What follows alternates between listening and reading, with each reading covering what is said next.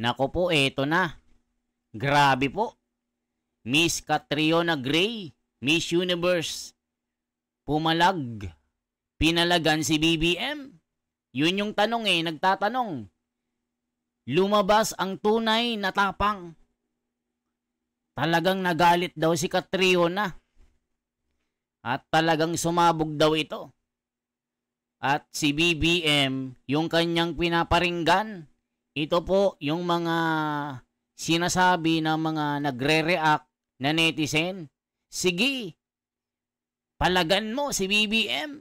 Sabi ng mga komento.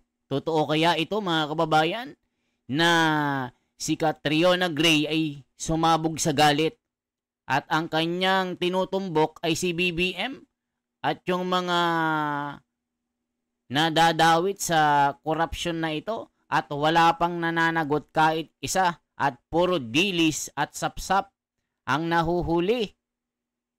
Naku mga kababayan, ito ang ating panoorin. Kasi pag naniniwala tayo sa mga komento lang at nababasa natin sa mga post sa FB, dito tayo manood para malaman nyo ang buong kwento. Totoo ba na sumabog sa galit si Catriona? Na talagang sumabog ito? Na lumabas pa ang litid sa leeg?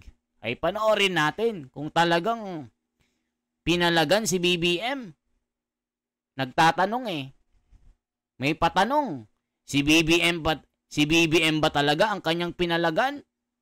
Ito na po, sabay-sabay po nating panoorin at mag-react tayo after the video. Pilipinas! Today we stand here as Filipinos who are tired. Tired of watching as corruption steals food from our tables, steals medicine from our hospitals, classrooms from our children, and safety from our communities. We have watched as families are flooded again and again with the public funds that were meant to protect them are pocketed. Billions of pesos disappear without accountability, without justice, without answers. But what scares me the most is this. Many are starting to forget why we are angry. People have gone silent, not because they do not care, but because they have lost the belief that change will ever come. And while our nation grows exhausted, our leaders remain silent. Sobrang tahimik. Nakakabingi. Ba't tayo? Bakit tayo pumapayag? Why do we allow this to happen to us again? And Nako mga kababayan, mukhang pinaparinggan nga si BBM Again. Ibig sabihin, bakit naulit na naman ito? Di ba nung kanyang tatay never again Marcos? So ngayon, pinaparinggan si BBM. Totoo kaya ito na si BBM ang kanyang pinaparinggan? Ituloy natin mga kababayan. Tila may pinaparinggan ito na mataas na opisyal na talagang sumabog sa galit itong si Catriona. Napakatahimik, sabi niya. Walang nakukulong. Naku po, totoo kaya ito? And again, when are we going to wake up? What more do we need? Ilang baha pa? Ilang scandal pa? Ilang nakanapondo pa? Before we finally say, every business owner dreams of building the perfect. Nosebleed tayo kay Catriona. 2018 po ito na naging Miss Universe Talagang napakagaling nitong magsalita. So itong kanyang mga statement ay napaka-powerful. Na talagang binabakbakan niya po yung gobyerno. Isipin nyo mga kababayan tila may cover up na nangyayari. Kaya sabi nila, Catriona, bakbakan mo sila. Bakbakan mo. Kaya si Catriona sumabog nga sa galit. Ayan tignan nyo, talagang napaka-powerful po ng kanyang mga sinasabi dito. Binulsa ang bilyon-bilyon. Ilang baha pa ang ating mararanasan. Never again. We should react now, sabi niya. The voice of the people is the voice of God. Tindi ni Catriona. Ang ganda pa naman ni Catriona. And remember, the spotlight is only on one agency, flood control. Can you imagine if the scale was to add education, agriculture, healthcare, ports, Lahat. airports, taxes, and procurement? Lahat yan. Obviously, this is a system built to benefit the corrupt few. And every time we stay quiet, corruption wins. And when corruption wins, yung mga nakaupo lang ang nananalo. Sila ang nabubusog. Sila ang nakakauwi sa mga mansyon sa Amerika. Sila ang nakakabili ng designer bags. Wow. Habang ang taong ng bayan lumulubog sa baha, sa utang at sa kahirapan. Parang pinaparinggan po yung taga-DTI. At talagang parang nasupalpal dito si Auntie Claire na para bang iniinsulto yung mga Pilipino na 500 lang daw ang budget sa Noche Buena. Nako po, supalpal dito si DTI secretary at si yung vlogger na si Auntie Claire. Yari kayo. Galit na galit si Catriona dito. That's why today, we demand action to the ombudsman. No. File the cases now. To the senators, suspend the senators implicated. And to the Congress, pass the anti-political dynasty bill. Because power should not be inherited. It should be earned through service of the people. And because I believe we are a God-fearing nation and prayer is a powerful weapon, will you pray with me against the spirit of evil and corruption in our nation? Panginoon, we lift up our beloved country of the Philippines to you. Reveal every hidden corruption. Ilabas ninyo ang katotohanang tinatago. Let the full weight of justice fall on those who betrayed this nation and stole from its people, not for revenge, but for righteousness. Raise up leaders, Lord, with integrity, courage, and conviction. Bigyan niyo kami ang mga pinunong may puso at tunay na malasakit. Strengthen every Filipino who longs for justice. Restore truth, accountability, and justice. In Jesus' mighty name we pray, amen. Amen. And to those who think the Filipino spirit is weak, nagkakamali kayo. Sinasabi nila Filipinos have a short memory, that it's easy for us to forget and forgive. But believe us when we say, we will not forget what you did at walang magmamove on hanggat walang nananagot. We are the generation that will not let corruption win. Maraming salamat po. Talagang pinaringgan si dito, yung mga korap na gobyerno Parang pinaparinggan yung Malacanang Yan yung mga komento So i-check natin. Ano ba yung sinasabi ng komento? Ano ba yung mga reaction nila? Check na natin. Parang sapol si Auntie Claire dito. Sabi ng mga komento. Salute you, madam. You're right. Madam, tama ang panawagan mo. Pero ang tanong, pakinggan ka kaya nila? Pakinggan kaya kayo ng Malacanang? Maubos lang ang laway at ang English mo. Pero ang mga korap, tikom ang bibig, nakatakip ang mga tenga. Matalino ka naman, Catriona, pero why? Parang may kulang ba? May kulang ba?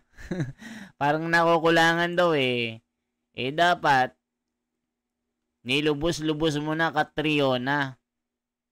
Dapat wala ka ding kikilingan. Yun yung sabi ng komento eh. Matalino ka naman, Catriona, pero parang may kulang. Ba't parang may kakaiba sa'yo? Naku po, mga kababayan. Tuloy pa natin. Parang pinaringgan si BBM, no? Pinaringgan ba? Yun ang sabi ng komento. Parang pinatamaan si BBM dito. Naku, mga kababayan. Totoo kaya yon? Pinaparinggan yung Malacanang? Naku po. Yun yung komento ha. Kasi daming nagtatanong eh. Parang pinalagan si BBM. Catriona sumabog sa galit. Patanong po yun, patanong. Sa tingin nyo, pinaparinggan ba si BBM dito? May nag-comment, ba't parang kulang, Catriona? Nilubos-lubos mo na sana kasi nandiyan ka na. Parang kulang nakukulangan kay Catriona Parang may something sabi nila. Dapat nilubos-lubos mo na. Dapat hiniling mo na mag-hair follicle test na. Grabe, di ba yan din ang pasabog ni Manang Aimee nung rally ng Iglesia ni Cristo? Ading, umuwi na tayo. Miss na miss ka na namin ni Nanay Imelda. Ibang-iba ka na. Hindi ka na gaya dati. Maliit ka pa nun, kilala na kita. Pero ngayon, hindi na kita kilala. Napapaligiran ka ng mga 7 boses na bumubulong-bulong sa'yo. Itinakwil mo na ako. Ganun yung mga, di ba nagtakwilan na yan, hindi na nagpapansinan. Halos 3 taon nang hindi nag-uusap. Yun yung sabi niya. Sabi naman ni BBM, yung babae na nagsasalita at nakikita nyo sa screen, hindi siya yung kapatid ko. Itinanggi ni BBM. Sabi naman ni Manang Aimee, nag-post naman, sumagot. Ading ako ito. Tila iba. Iba-iba ang nakikita mo. Iba-ibang espiritu. Sabi niya. Ano yun? Hilo ka na naman. Grabe, pang-asar talaga si Manang Aimee, Tindi, Diba? Tuloy natin. Daming pasabog ni Manang Aimee. Na talagang sabi ni Manang Aimee, hair follicle test na. Pero sabi naman ni vlogger Castro, sino kayo para utusan ng Pangulo? Trabaho lang ng trabaho ang Pangulo. Hindi na nga nakakapagbakasyon. Hindi na nagpapahinga ito. At hindi na rin nagbe-beach. Isipan pa ba yun ng Pangulo? Ano yun? Parang utang na loob pa na magbakasyon. Si Catriona Gray. Check mo natin si Catriona Gray dito. Pumapalag daw At para po sa sektor ng civil society, nais ko pong kilalanin ang napakalaking tungkuling ipinagkaloob sa atin ng taong bayan. Ayon sa survey ng PulseAsia noong Setyembre, pagkatapos ng unang trilyon peso march, ang pinagkakatiwalaan ng taong bayan na maging lunas sa korupsyon sa flood control ay mga kababayan, itong rally na ito ay grupo ng mga Pinklawan, Dilawan. Alam nyo na, Pinklawan, Dilawan at halo-halo sila. Pero sila talaga ay anti-Duterte. Ang mismong kanilang tinatarget dito, Marcos at Duterte. Yun. Pag nag-resign daw si BBM, kailangan din daw mag-resign din daw si Sara. So, yung constitution ng 1987, wala na. Ganun ba yon? So, ibig sabihin, when the president is stepping down and the position is vacant, so the vice president is not allowed to take the position. Sabi mag-resign daw. Hindi daw pwede si Sara. Ba't ganun? Di ba pwede yun? Di ba ayun yung nasusunod at nasa saligang batas na pag yung Vice President ay nag-resign, ang automatic na uupo yung Vice President. Sabi ng mga makakaliwa, hindi pwede. Kailangan dalawa. Grabe naman yan. Ano yun? Lahat? Lahat na lang? So lahat ng ayaw nyo, tatanggalin nyo. Yun yung sabi ng komento. Kasi nga talagang ang gusto nilang mawala si Sara, ang ipaupo nila si Bam Aquino at saka sino ito? Si Risa Hontiveros. Itong yung Vice President dati na si Leni Robredo, wala na, etchapwera na. Ayaw na nila. Kaya mga kababayan, yun lang. I-check pa natin. Ay hindi ang Kongreso at lalong hindi ang Presidente, kundi ang civil society. Mga kababayan, tayo pong naririto ngayon ang civil society. Nasa atin po ang mata ng ating mga kababayan. Paano tayo tutugon? Una, kailangan po nating panindigan ang ating mga prinsipyo. Hindi tayo pwedeng makipagkompromiso kay Pangulong Marcos Jr. Dahil sangkot man siya o hindi, dulot ng kanyang kapabayaan ang gutom, sakit at kamatayang dinaranas ng sambayanang Pilipino.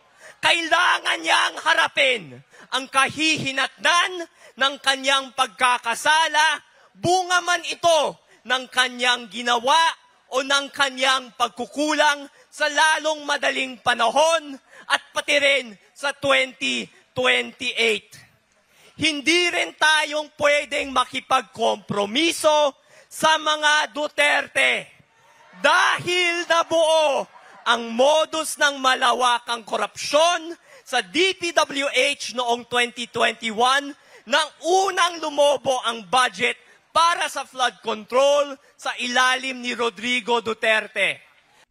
Oh, wait lang. Ayan na naman kayo. You divert the issue. So, binibintang nyo na naman kay Duterte, PRRD. Ngayon po ang korupsyon. Nung panahon ni PRRD, walang korupsyon dahil tinitigok ni PRRD ang mga korap noon. Tignan nyo ang mga ugali ng mga ito, mga kababayan. Dinadivert nila kay PRRD, doon daw nagsimula ang korupsyon. Wala na, alam na this. 'Di ba? Kaya magiging sangkalan si si Marcos. Na ginagamit lang din nila si Marcos para sa kanilang sariling interes. So isusuka din si BBM dito. 'Di ba ginagamit ng mga pinklawan nito si BBM? Yun po yung sinasabi ng comment. Sabi po ni Mario De Jesus ng Pagsanghan, Laguna, Purok 2 hanggang Purok 9. Nanonood kami sa iyo, The Wonder. Daming nanonood sa atin, no? Mga kababayan. So ituloy pa natin. At hindi ni sino ito, mga kababayan? Aquino ito At tila'y pinagmamalaki naman ni VP Sara na ipagpapatuloy niya ang korupsyon at patayang pamana ng kanyang ama. Kung ang ipagpapalit natin sa isang halimaw ay pareho ring halimaw, tuloy-tuloy po ang pagyurak sa ating bayan. Mga kababayan, payag ba tayo? Hindi tayo papayag. Pangalawa, kailangan po nating magpakumbaba. Sa panahong kadiliman at karanasan ang pumapaligid sa atin, hindi natin makikita ang liwanag kung gagamitin lang natin ang lente ng kasalukuyan. Dito po mismo sa EDSA at sa iba't ibang bahagi ng Pilipinas, nakamit ng mga nauna sa atin ang kalayaan mula sa kasakiman at kalupitan ng diktadurang Marcos.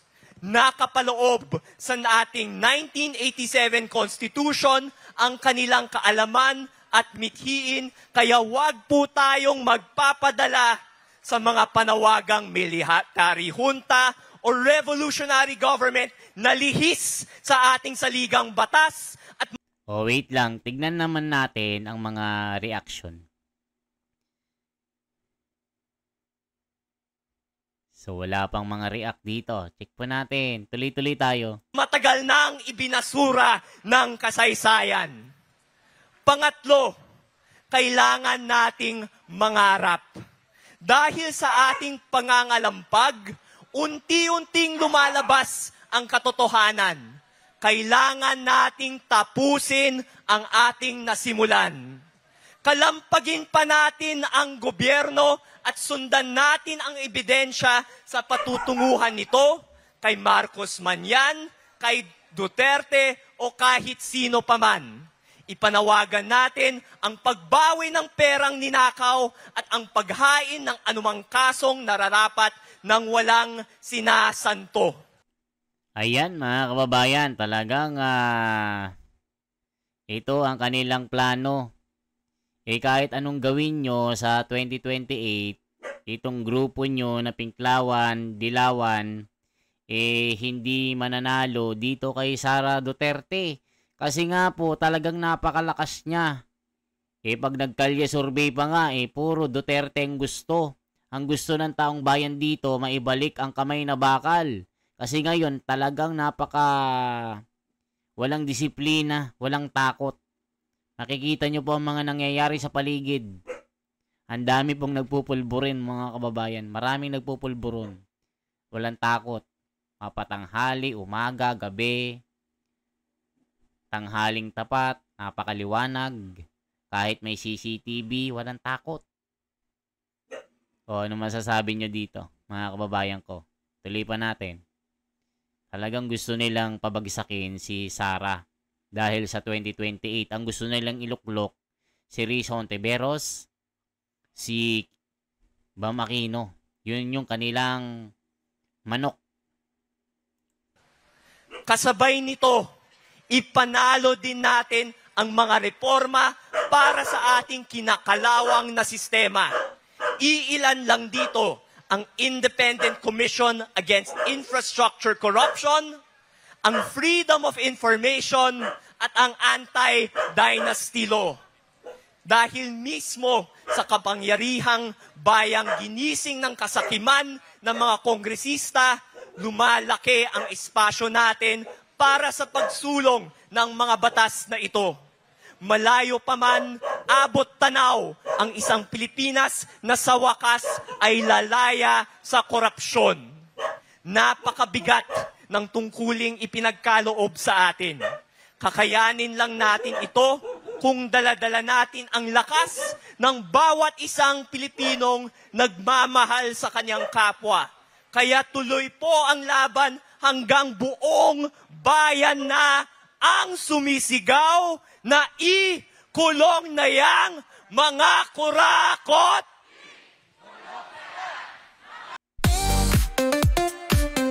So yan po, talagang galit na galit. Alam ko Kiko Aquino, di ba ito, mga kababayan? Nakalimutan ko yung pangalan nito. I-comment nyo nga po. Isa ring pamilya ng Aquino ito na galit sa Marcos at Duterte. Gusto nilang ipasa yung anti-dynasty bill kasi nga ayaw nilang maupo si Sara Duterte.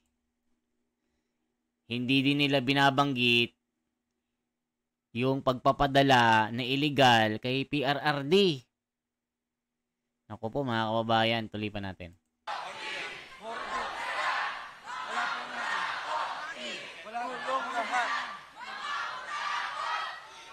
Maraming salamat po.